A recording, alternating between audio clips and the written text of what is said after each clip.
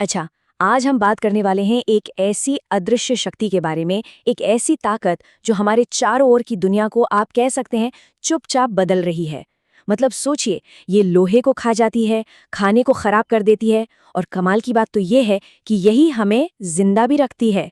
तो चलिए, आज इसी रहस्यमयी प्रक्रिया की परतें खोलते हैं। अब एक सवाल है, जरा सोचिए, एक जंग लगी हुई कील, एक सेब जो कटने के बाद भूरा पड़ जाता है, और बासी चिप्स। इन तीनों में आखिर क्या कॉमन हो सकता है? पहली नज़र में तो ये तीनों बिल्कुल अलग अलग चीजें लगती हैं, है ना? पर यकीन मानिए, इन सब के पीछे एक ही शक्तिशाली केमिकल प्रोसेस काम कर रहा है। और वो प्रोसेस है ऑक्सीकरण। जी हाँ, ऑक्सीडेशन। यही वो अदृश्य शक्ति है जो इन सारी चीजों के पीछे छुपी हुई है। तो आइए इसी दिलचस्प प्रोसेस को जरा और गहराई से समझते हैं। तो शुरुआत करते हैं ऑक्सीडेशन के सबसे जाने पहचाने रूप से, और वो है जंग। हम सब ने इसे देखा है, लोहे की चीजों पर सवाल यह है कि ये होता कैसे है, इसके पीछे की केमिस्ट्री क्या है?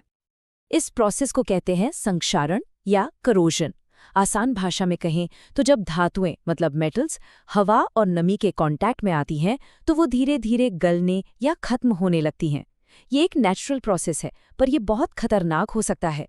सोचिए, बड़े बड़े पुलों से लेकर हमारी कारों तक यह हर चीज को कमजोर कर सकता है। और हाँ, ये सिर्फ लोहे पर लगने वाले लाल भूरे जंग तक ही सीमित नहीं है। आपने देखा होगा, चांदी काली पड़ जाती है, तांबे के बर्तनों पर एक हरी सी परत जम जाती है, और सबसे मजेदार बात तो एल्यूमिनियम की है। वो अपनी सुरक्षा के लिए खुद ही एक प्रोटेक्टिव लेयर बना लेता है। ये सब असल में संक्षारण के ही अलग अलग चेहरे हैं। तो फिर जंग लगने की रेसिपी क्या है? चलिए, इसे एक खाना बनाने की रेसिपी की तरह देखते हैं। इसके लिए हमें चाहिए 3 मेन इंग्रेडिएंट्स।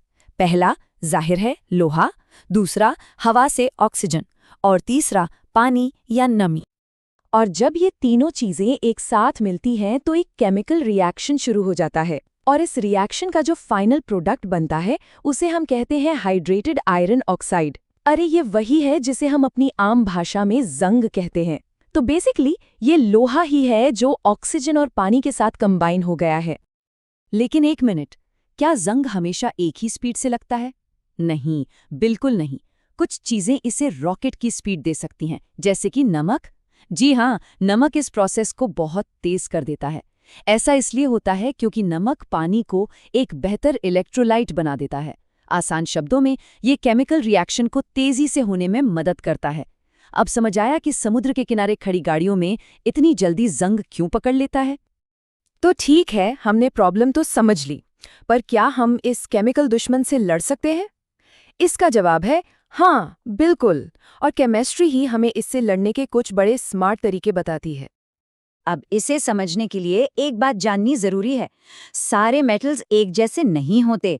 कुछ मेटल्स जैसे पोटेशियम बहुत ज्यादा रिएक्टिव होते हैं, मतलब वो रिएक्शन करने के लिए हमेशा तैयार रहते हैं।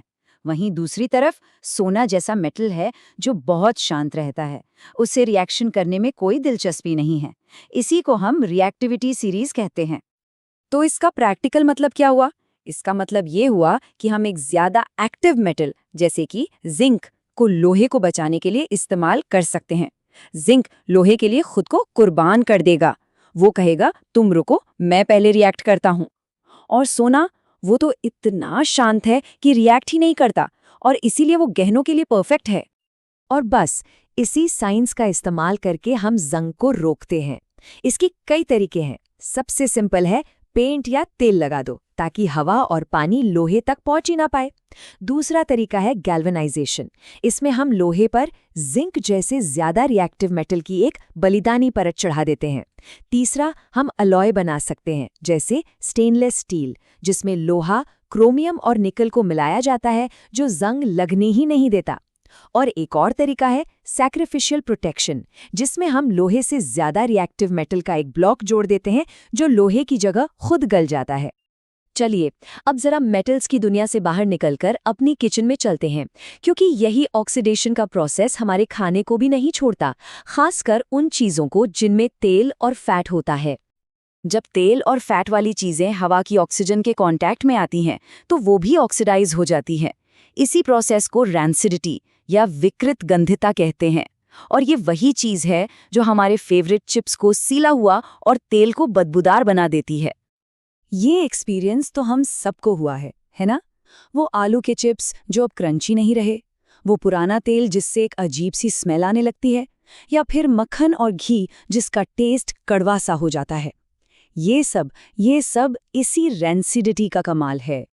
तो सवाल ये है कि जैसे हमने जंग को रोकने के तरीके निकाले, क्या हम अपने खाने को भी इस ऑक्सीडेशन से बचा सकते हैं? जवाब है हाँ, और इसके लिए भी हमारे पास कुछ बड़े कमाल के साइंटिफिक जुगाड़ हैं। देखिए, एक तरीका है एंटीऑक्सीडेंट्स मिलाना। ये वो केमिकल्स हैं जो ऑक्सीडेशन से लड़ते हैं। दूसरा, हम खाने को एयरटाइट डिब्बों में रख सकते हैं ताकि ऑक्सीजन अंदर ही न जाए, या फिर फ्रिज में रख दें जिससे ये रिएक्शन बहुत स्लो हो जाता है। और हाँ, चिप्स के पैकेट के बारे में कभी सोचा है कि वो इतना फूला हुआ क्यों होता है? उसमें हवा नहीं बल्कि नाइट्रोजन गैस भरी जाती है। ये गैस ऑक्सीजन को बाहर रखती है और चिप्स को एकदम ताज़ा और क्रंची बनाए रखती है ना कमाल की बात? अब तक हमने ऑक्सीडेशन को एक विलन की तरह देखा है जो हमारी चीज़ों को खराब करता है, नष्ट करता है। पर कहानी में एक बहुत बड़ा ट्विस्ट है।